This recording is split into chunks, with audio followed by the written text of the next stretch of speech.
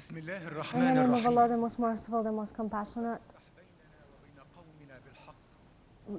God, judge between us and fair. Doctor, the judge, President Dr. Muhammad Mukhtar Gum'a, the Minister of Awqaf, Deputy of the Cabinet, Ministers, scientists, our distinguished guests, welcome. The grace is for scientists. They are on light path, so live up with science and do not ask for alternative, as people are dead and people with science are alive. Cairo is full of scientists and elite minds in our Islamic world. Under the auspices of President Abdel Fattah al-Sisi, we witnessed today the inauguration of the eighth session, word session for Fatwa, with the participation of more than 100 session with a high delegation of UN participation. Ladies and gentlemen, we conclude today's message to the prominent role of Fatwa in facing challenges that we face in this decade, and the conference aimed at discussing economic, intellectual, political issues that need religious opinions or fatwa compatible to our place and time and serve our interests. This is a space to exchange experience and opinions in between fatwa councils around the world, and put programs to upgrade the fatwa institutions. Our session today will have three themes.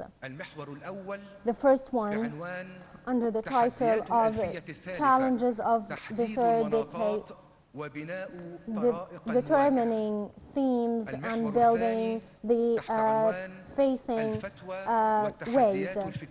The second is fatwa and the ethical moral challenges. The third one is discussing economic challenges and the media challenges. Ladies and gentlemen, distinguished guests, this conference is held under an extraordinary circumstances.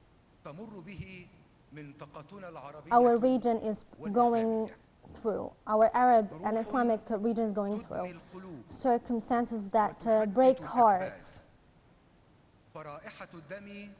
The blood shed is across Palestine, and the smoke of destruction is covering that.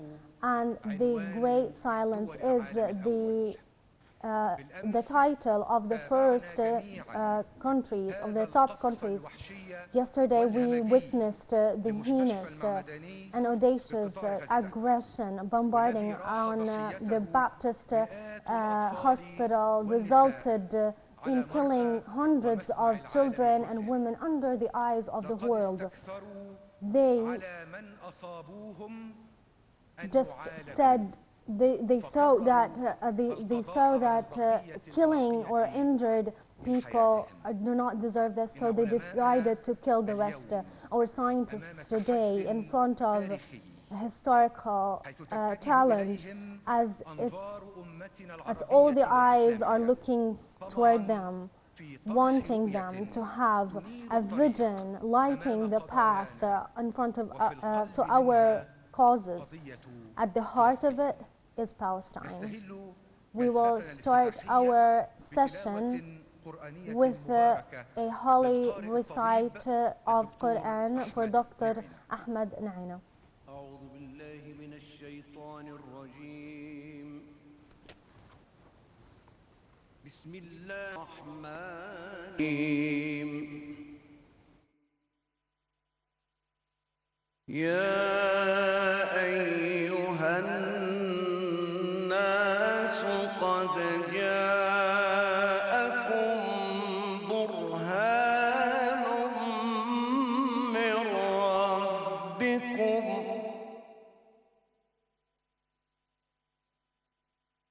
قد جاءكم برهان من ربكم وأنزلنا إليكم نورا مبينا.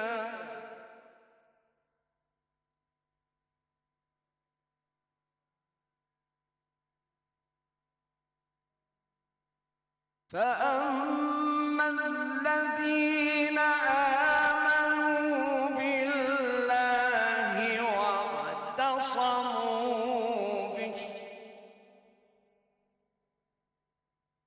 واعتصموا به فسيدخلهم في رحمة منه وفضل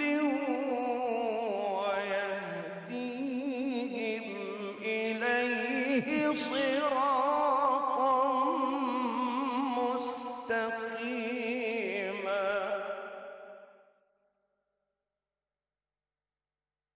يستفتونك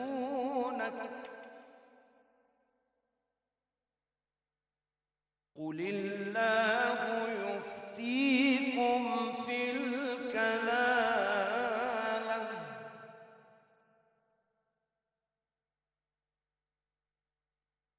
إن امرؤ هلك ليس له ولد وله أخت فلها نصف ما ترك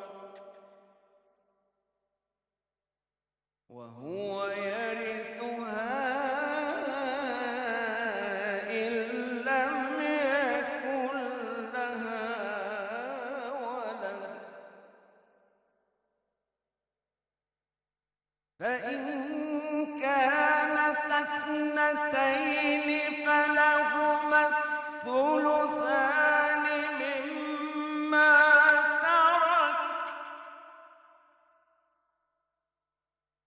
وإن كانوا إخوة رجالا ونساء فللذكر مثل حظ الأنثيين.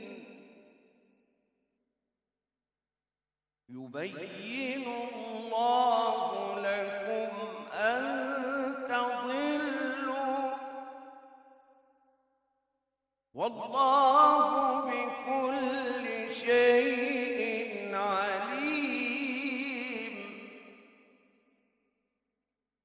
بسم الله الرحمن الرحيم. اقرأ باسم ربك الذي خلق خلق الإنسان من علق اقرأ وربك الأكرم الذي علم بالقلم علم الإنسان ما لم يعلم. صدق الله العظيم. السلام الجمهوري the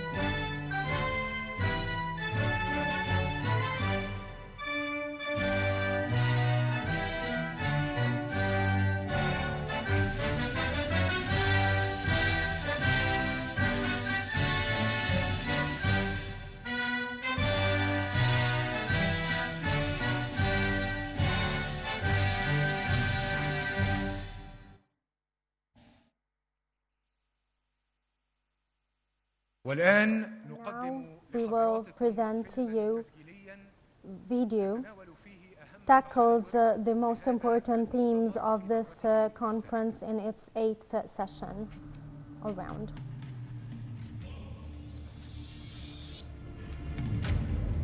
ما زلنا ونحن في مطلع This الألفية video الثالثة tackles نشهد سباقا محموما مع المفاهيم المستردة the والأفكار themes المتصارعة وما صاحبها من تغيرات جذرية على كافة الأصعدة. that وقد بتنا the نواجه challenges تحديات that we كبيرة have على عدة in this محاور، decade, على رأسها التحدي on top of الأخلاقي. which the moral وأخطر one, ما يواجهنا and the في most هذا الميدان dangerous in this ما نشاهده area, من what we سيولة witness القيم ونسبية الأخلاق.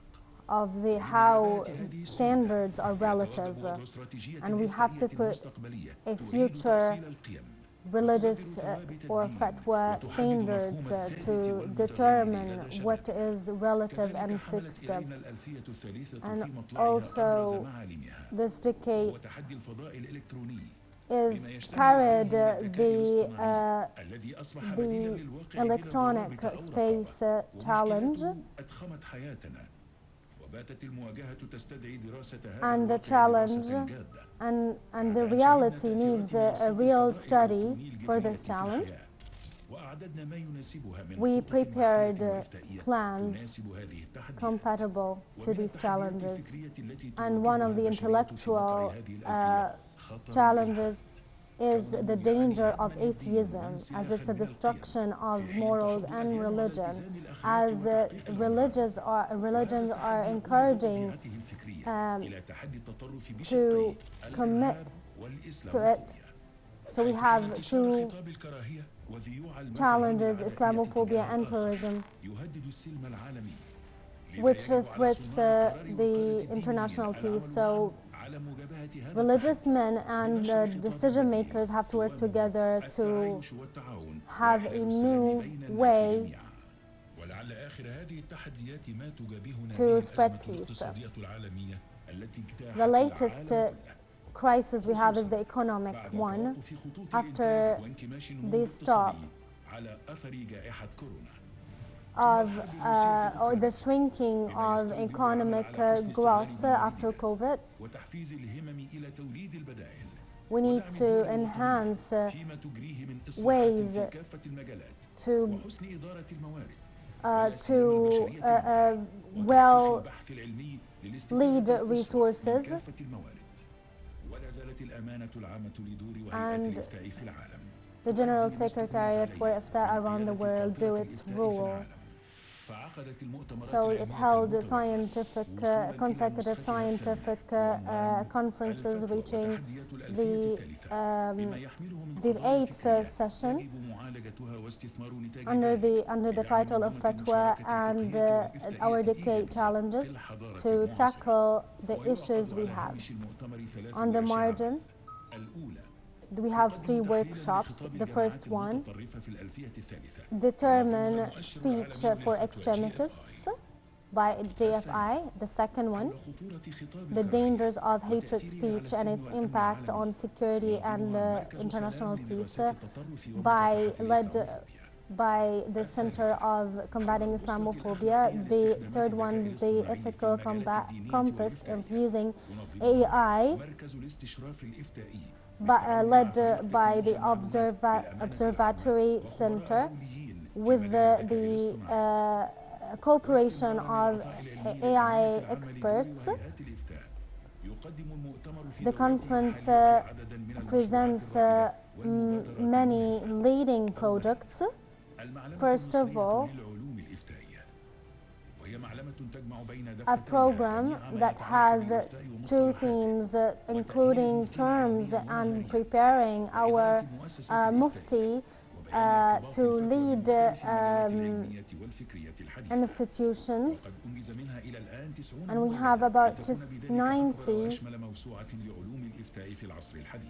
program books. Second one,